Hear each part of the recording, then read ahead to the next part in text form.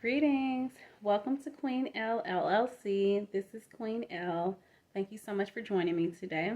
As the title states, this is part 3 of the Planet series. I am a spiritualist as well as the owner of TheQueenElle LLC.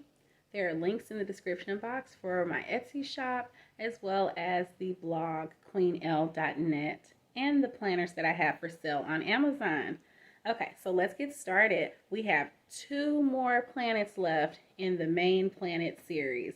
And like I said in video 2, now if you haven't seen parts 1 and 2, what are you waiting for? Check them out. They're both linked above where you will see my description of the first set of planets, starting with the ones closest to the sun. In video 1, we discussed Mercury, Venus, and then Mars, because we're skipping over Earth, of course. And then in video part 2, we discussed Jupiter, Saturn, and Uranus. So now we will dive right in and discuss Neptune. So you know, if you see me looking off screen or off camera, it's because I'm looking at my notes that I have pulled up in front of me, just to keep me on track and to help me in my conversation with you, just to keep the flow going. Neptune's all about inspiration. And again, as I stated in the last video with regard to Uranus, as we get to these last few planets that are further away from the sun, if you've ever seen a image of all of the planets in their orbits, just to see how they look in relation to each other, you know, if the sun is right here, then the planets are going around in different ways, different directions. But as we get to the planets that are further away from the sun, specifically Uranus, Neptune, Pluto, those planets have a longer orbit. So their orbit is slower. They're not moving faster to keep up the pace with everyone else who has maybe a shorter orbit, but their orbit is long and slower. So the energy is more steadfast and not so rapid and fast paced, like in video part 1 where I was talking about Mercury. So definitely check out those videos as well, just so you can learn about the energy that we feel and the impact that we feel as spiritual beings here on Earth with regard to those other planets. Neptune, it rules the oceans. Also, Neptune rules our dreams and abstract thought. I said that it was about inspiration.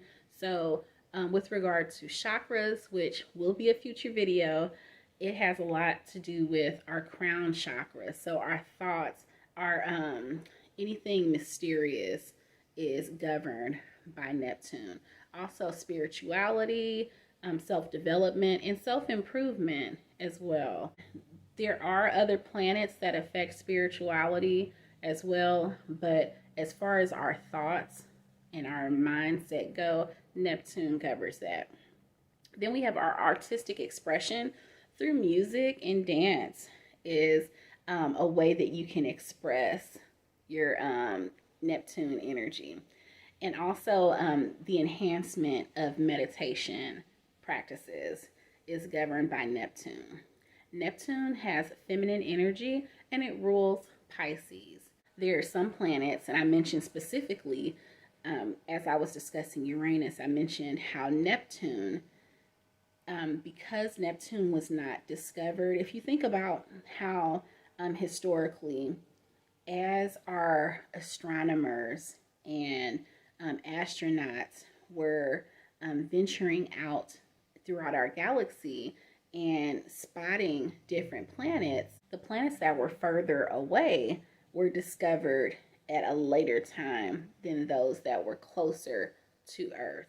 Neptune is considered a co-ruler of Pisces with Jupiter because, as I stated in a previous video, Jupiter is considered a ruler of Pisces in the 12th house, but that's before Neptune was discovered. And once Neptune was discovered, because of how far away it is in our galaxy with relation to most of the other planets, once Neptune was discovered, then it was determined that Neptune is a ruler of Pisces in the 12th house. However, Jupiter still presents a lot of energy with regard to people who have Pisces in their zodiac, or their birth or natal chart. So it doesn't necessarily have to be your sun sign. It could be your moon sign or rising as well, and you may still feel some type of impact of Jupiter, as well as Neptune. Please note that in an overabundance of Neptune energy, there can be a showy or poser type of vibe when there's an overabundance of Neptune energy, and it can ultimately lead to addiction and even delusion. So that's just something to keep in mind.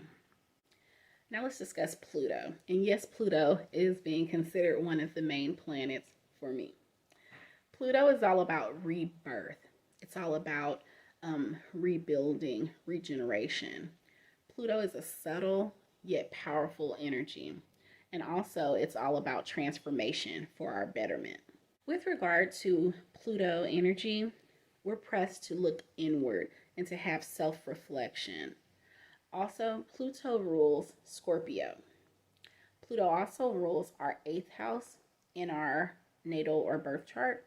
The 8th house is all about rebirth, regeneration. Even sex is ruled within the 8th house. Pluto governs crime and destruction, and in an overabundance, Pluto governs obsession, even death. And the death part has to do with the rebirth and regeneration, but just something to keep in mind. Now, this is truly just the tip of the iceberg. There are so many interactions that the planets have with each other.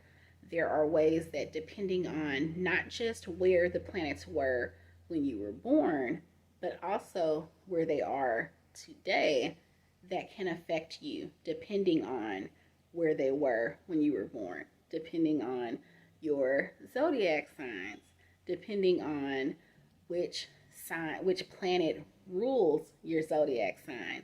There's so much more to discuss. So if you like content like this, please stick around, hit that subscribe button, and stay tuned. Peace for now. Ashe.